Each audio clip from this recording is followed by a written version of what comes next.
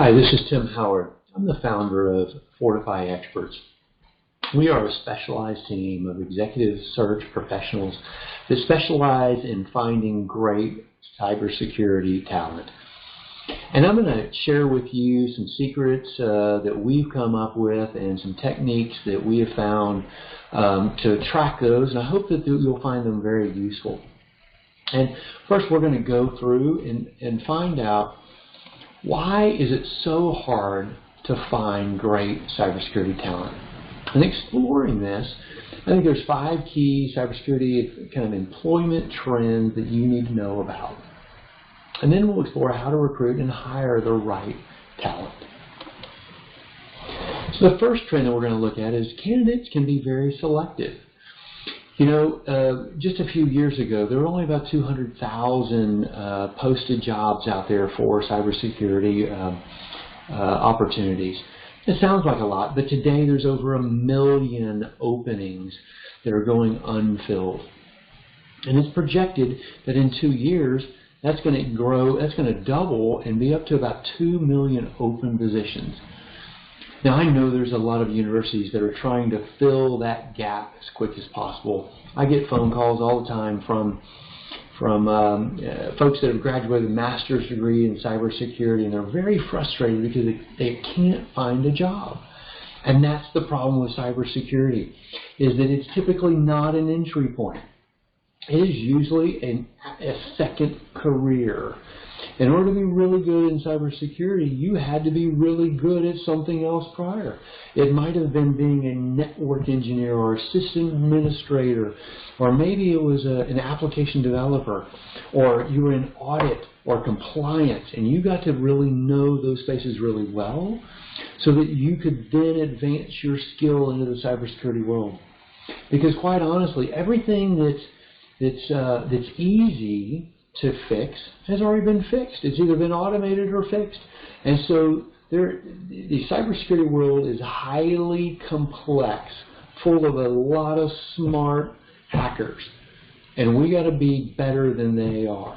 And so that gap is going to continue to be there, and it's going to continue to plague us. So we're going to have to be really creative in how we want to fill our jobs, and be extremely aggressive in how we approach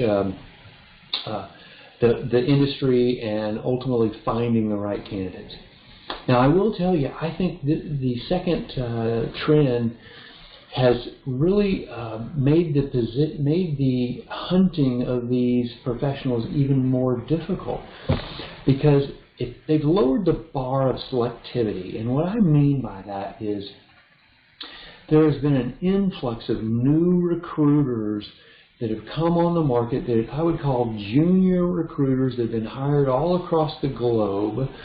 So you've got companies that are now outsourcing recruiting to, teams out in India or Pakistan or the Philippines, and they believe they can just bring people on. They're going to pick up the phone and call people. And for a lot of positions that works really well.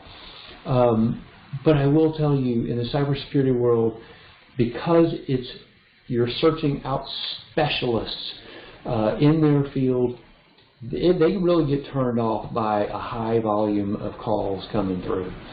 And I think social media has actually created some of this problem, because the ease of finding people on LinkedIn, it's really lowered the entry point for a lot of recruiters. So now they don't have to go work personal networks or work referral systems and all that, like the old headhunters like us have always had to do. And many of them are only using LinkedIn or Monster or maybe a job board to pick up candidates. And this goes for even internal recruiters. Most of them are not out headhunting. They're basically looking for who's looking for them, not who they're looking for. And that, to me, is a big fault. So trend number 3 is really candidate fatigue. Because of all this pressure that's kind of coming in from all these junior recruiters, it turns a lot of candidates off. I have talked to many of them that have received over 20 recruiting contacts every single day. That's email and voicemails and in-mails, and they're just continually being barraged. So how in the world are you going to stand out from the crowd to attract the really good talent? I'll tell you that the increased number of contact calls have kind of really turned a lot of these guys off. And it shows specifically when Indeed did some research on their cybersecurity jobs that were posted, their postings increased by over almost 7.5%, but the applications to those roles actually went down. And in fact, we've seen the same trend in our own postings. If we post a job that might be a network engineer or say a database architect, we'll get, 30 hits a month or applications a month, or we might even get that many in a week. We only see about 10% when we add the word security to it, whether it's a network security engineer or a database security architect. Those folks are just not applying to jobs. They're also becoming more picky about their careers because they have so many options out there. The next trend we find is that there's really just a reduced access to cybersecurity experts. They understand that data privacy is key, not just to the companies they work for, but for themselves. Many of them are coming off of social media. One report said that over 33% of the folks out there are removing and getting off of social media and getting it off of their phones, and certainly using it much less often. And I believe that these security engineers, because I know many of them that are not on any kind of social media, that trend is going to continue to press on, that they're going to just be pulling themselves off of the grid per se. And even if they are on some kind of social media, they're becoming more and more vague. So they might just call themselves an engineer, or they might just say a network analyst. They don't even have the word security in there. So you'll never know that they've got the level of security talent that you might be hunting for. So the last trend we'll talk about is really just the increased turnover. There has been quite a money grab that's been going out there. Even the folks that have been in positions for 4, 5, 6 years, which is becoming fewer and fewer, because there's so much money that's being thrown out there to try and find the talent. And you see a lot of these professionals that are jumping from job to job to job every 6 months to a year, and it's just killing the market, because really what's happening is that kind of lower 20% is being moved from one company to another company to another company, where you've got a lot of these folks, a lot of other folks that are sitting in their seat and staying there. So what we found out there was that I didn't find any specific cybersecurity turnover rates, although I know specifically for the companies that we work with, I think it's higher than this number, but technology turnover rate overall is 13% or more. That's the highest it's ever been. And I do believe that cybersecurity is much higher than that. Now, one thing that I think is super important is the cost to replace a cybersecurity expert is, they say, over 2 times their salary. Now, at a given salary of probably an average of $125, or maybe it's even higher in some disciplines, you're now talking $250,000 to replace that person. It's extremely expensive if you haven't personally qualified that person, not just for the position and the skill set, but for the company fit, and that they're going to be happy in that role. Too many of the recruiters that are out there today are just looking for active candidates and not really going after the passive candidates. They're focused on speed to fill and not quality to fit. The other thing that does play into effect is that many of these companies are hiring for very niche skill sets. So, for instance, I need somebody that does just Splunk, building applications on Splunk or something of that sort. And while that's great and we can find those folks, many times they get frustrated because they're not growing, that they are set in a very specific role and they don't have an opportunity for growth, which creates frustration and it creates turnover. So we have to be very well aware that there's a career path for these cybersecurity professionals to grow in their profession. Now, moving on, we have to ask ourselves, what type of candidate do you really need to hire? Now, I consider there's 3 different levels: A players, B players, and C players. And a C player is somebody that you can readily replace in a very short time. Might be a help desk person, could be a SOC analyst, could be maybe an IT auditor or something like that. That within 3 weeks or so, you could find a replacement, whether it's on Monster, Job Board, or even LinkedIn. A B player is going to be a little tougher to find. That's going to be kind of your core people. And you're going to have to actually go hunt. You might even use an outside firm to help you find those folks. And then really it's the A player. And we'll talk more about the A player, but those are the ones that are really setting the standard for others. But they are hard to find because, honestly, they can find a job anywhere and they're typically happy in their role. So let's dig a little bit deeper into this. The way I look at this is, are these roles mission critical? And what I mean by that is, does this skill set or person, expertise, if they are suddenly unavailable, can your company function? Or can something bad really happen at your company? There's kind of 3 different areas that we look at. Is one, do they increase revenue? Like, for instance, direct sales. Those folks are vital to keep the engine going. Or maybe it's even a sales engineer that helps close a deal after the salesperson is found. Or maybe it's a product person that's going to help you launch a new product. Those can all be revenue generating and critical roles to your organization.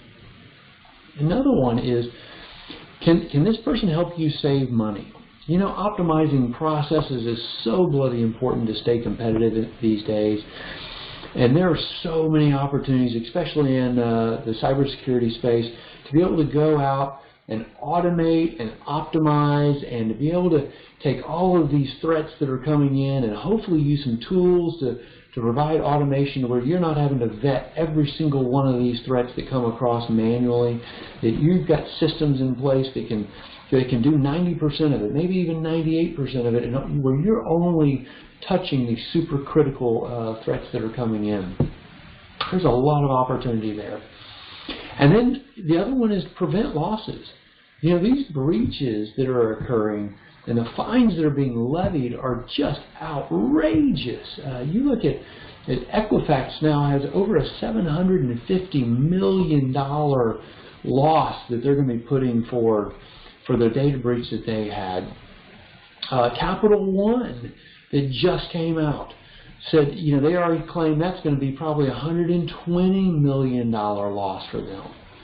So this is real money that we have to pay attention to. And so, can we afford to mishire somebody here?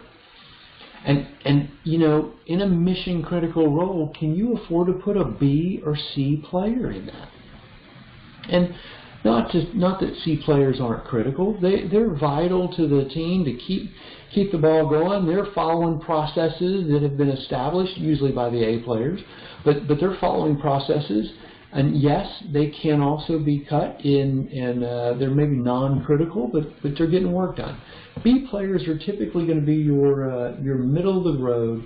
The core of your company is made up of B players, and those are the ones that are they're going to show up at 8 o'clock or 8:30, wherever their time is, and they're going to leave right at 5 o'clock.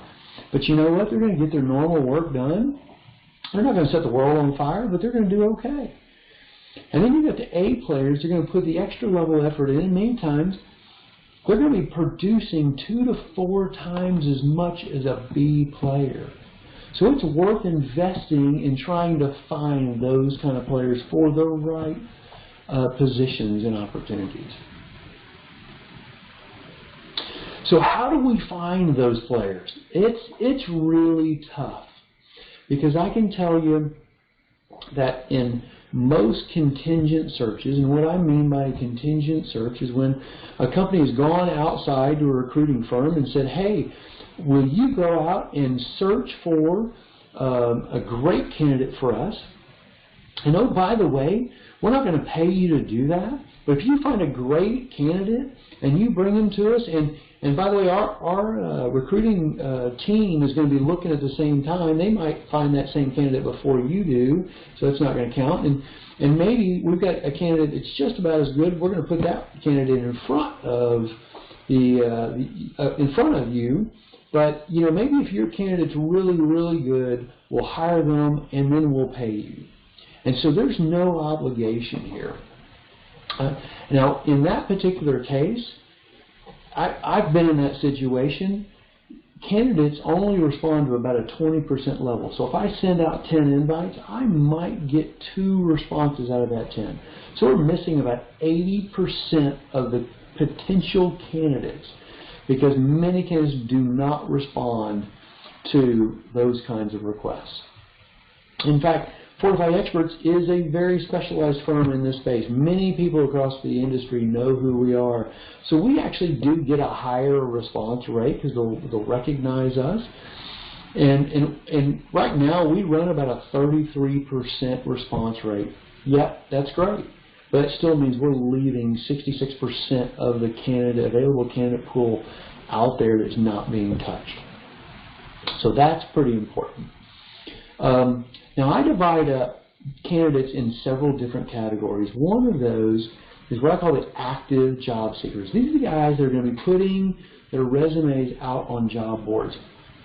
Maybe they've lost their job, maybe they've been laid off, maybe they've had an acquisition and their job has been eliminated. So it doesn't mean that they're a bad person. It just means that they're out there and they're willing to put their profile out in public, and even if they've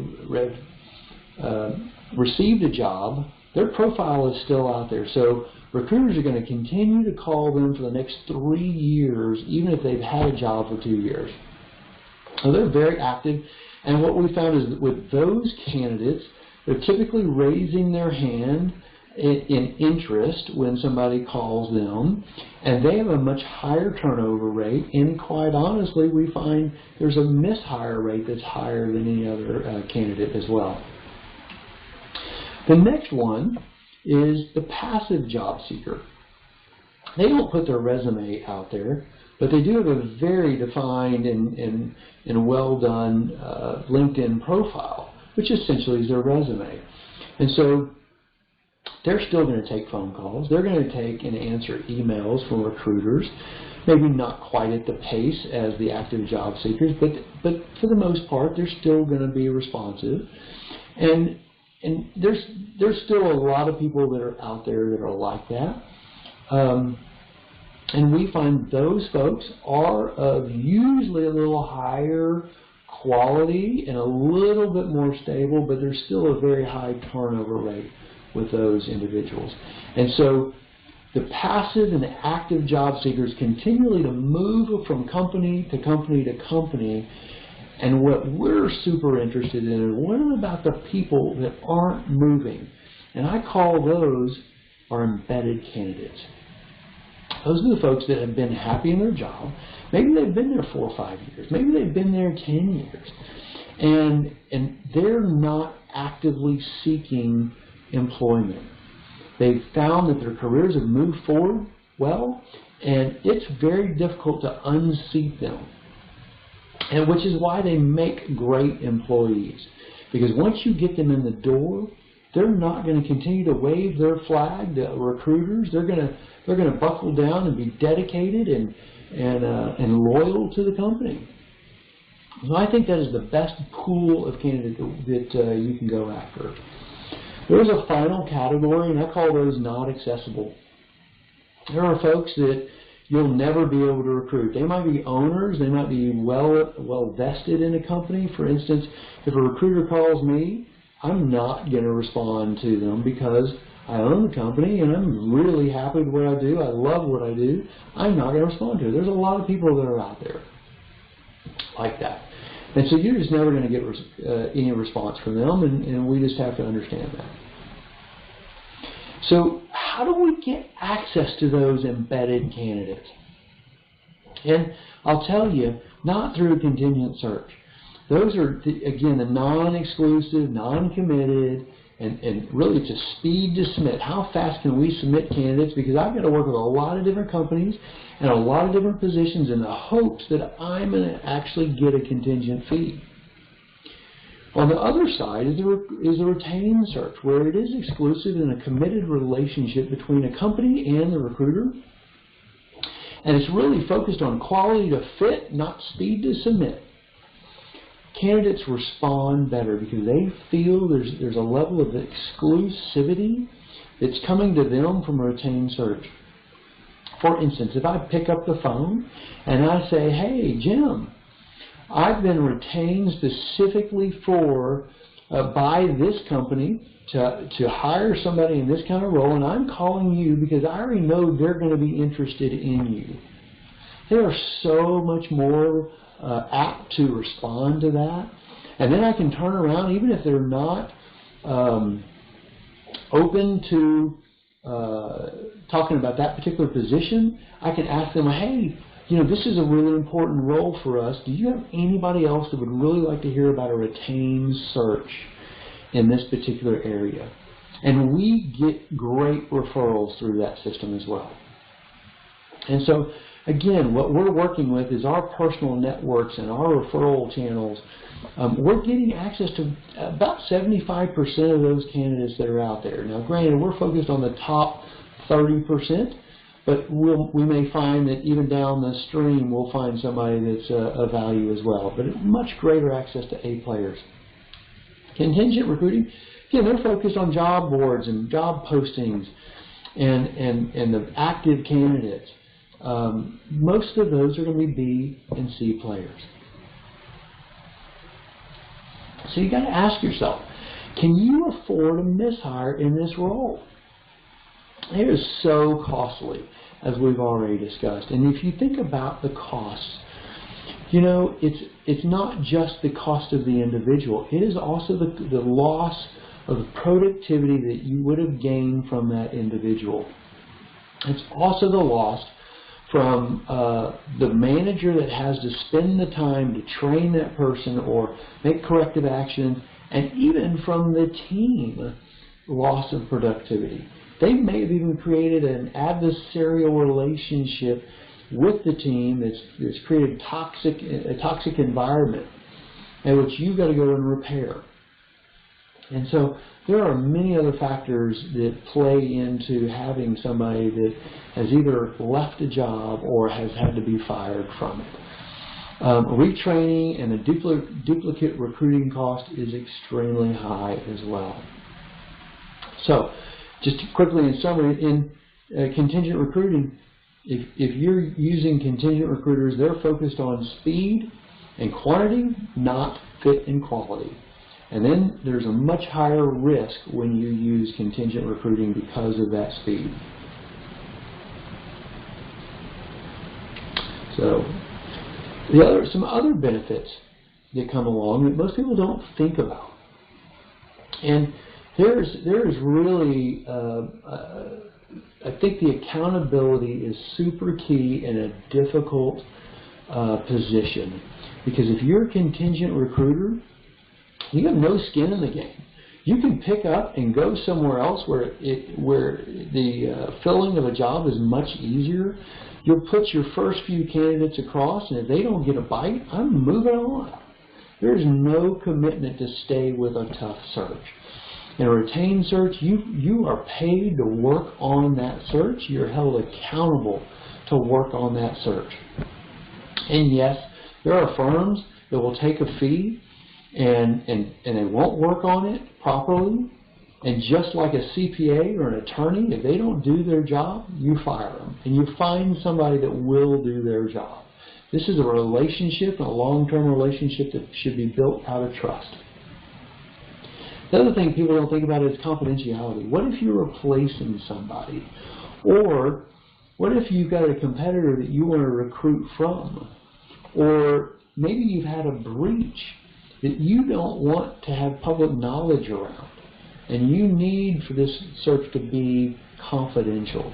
You cannot do that in a contingent fashion. The word will leak out for sure.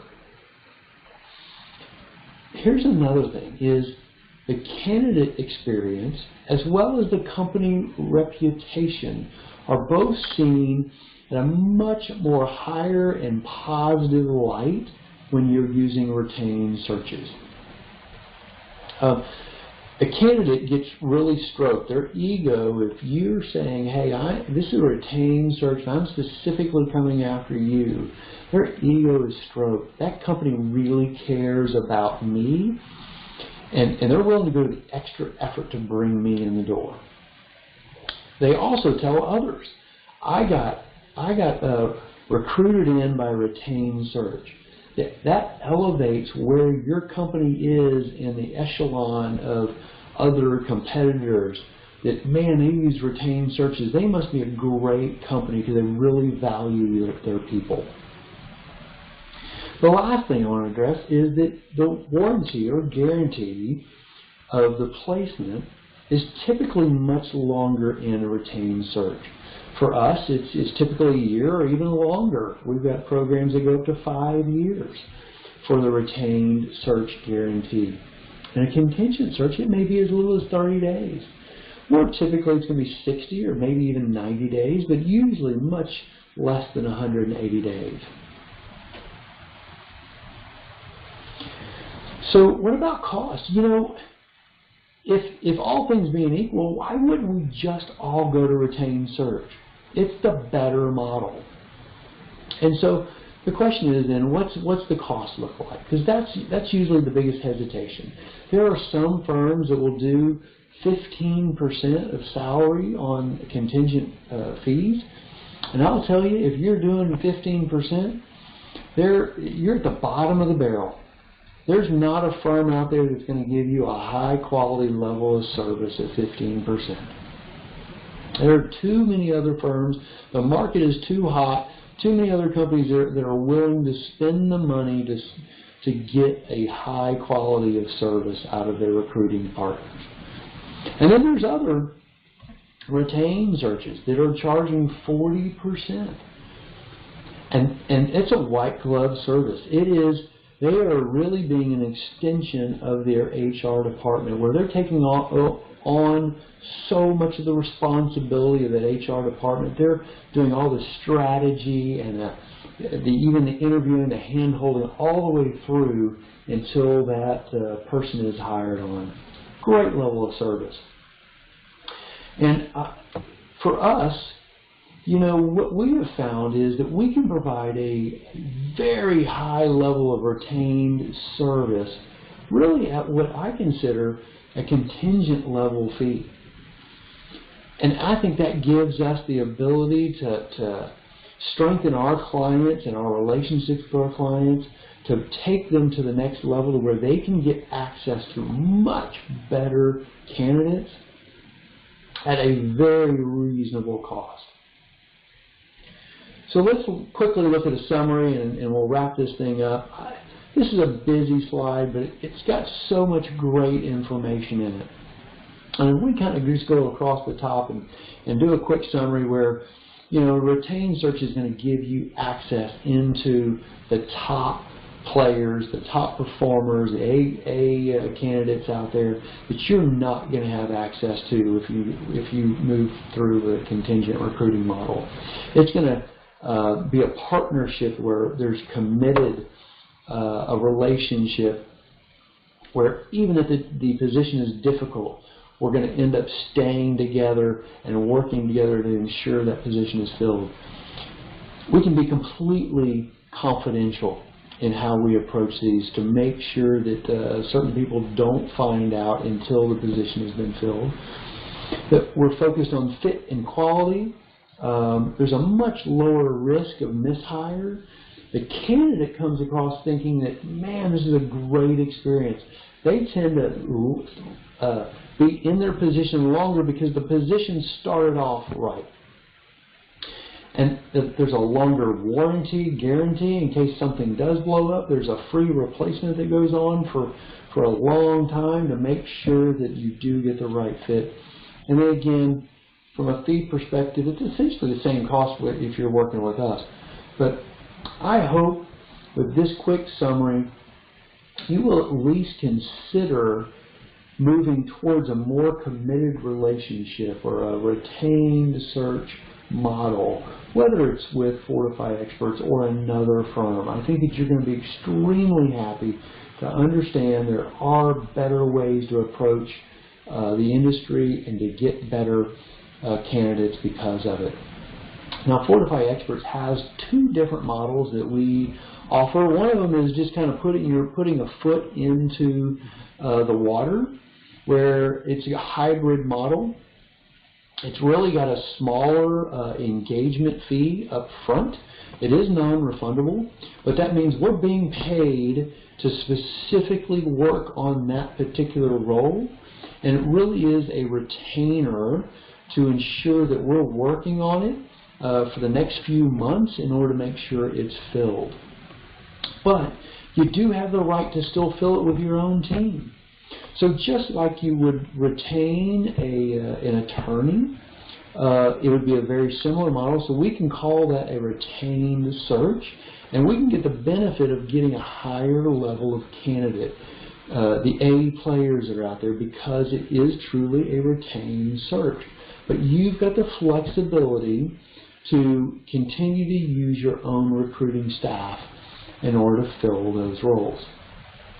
The thing that we also offer up is we do full weekly status reports when we have an engaged type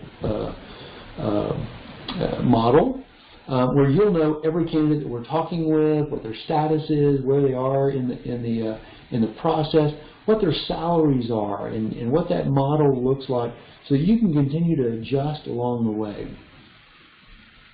The other model is a fully retained search, and you're probably familiar with these. This would require a third down and then progress payments along the way.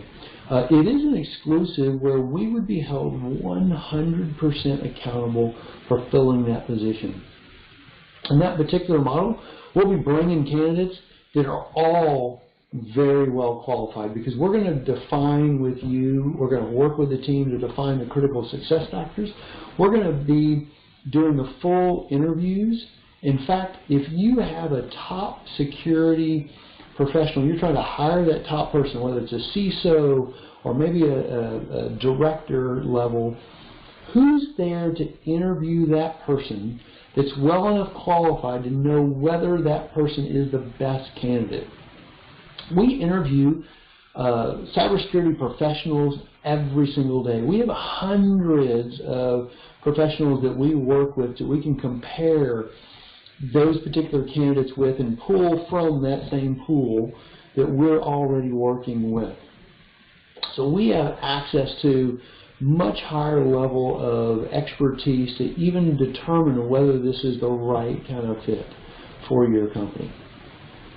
And it is we really work with a white glove service where we're really eliminating the workload from your staff and helping them fill those roles much more efficiently. And of course, we keep that completely confidential. So I hope in this quick overview that you've really learned a little bit more about some different recruiting models and why it might be beneficial for you to move into a more committed relationship with a vendor that you use, whether it is Fortify Experts or another vendor. But I'd be super happy to talk with you about any questions that you might have and how one of these models might fit your program. You can reach me at Tim Howard at Fortify Experts or our sales at Fortify Experts if you want to talk to one of our sales guys. or just hit our website for more information. There's plenty of industry trends that we have out there. And I just hope that we can be of service to you personally or to help you build a world-class security team. I thank you so much for your time. Take care.